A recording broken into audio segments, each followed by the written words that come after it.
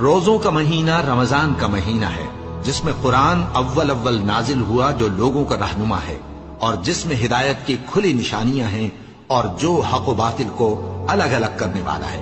تو جو کوئی تم میں سے اس مہینے میں موجود ہو، چاہیے کہ پورے مہینے کے روزے رکھے، اور جو بیمار ہو یا سفر میں ہو تو دوسرے دنوں میں روزے رکھ کر ان کا شمار پورا کر لے۔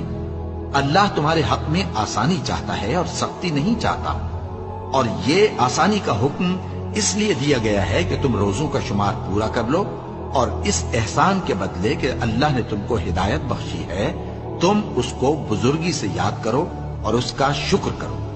اور اے پیغمبر، جب تم سے میرے بندے میرے بارے میں دریافت کریں تو انہیں معلوم ہو کہ میں تو تمہارے پاس ہی ہوں۔ جب کوئی پکارنے والا مجھے پکارتا ہے تو میں اس کی دعا قبول کرتا ہوں۔ تو ان کو چاہیے کہ میرے حکموں کو مانیں اور مجھ پر ایمان رکھیں تاکہ نیک رستہ پائیں۔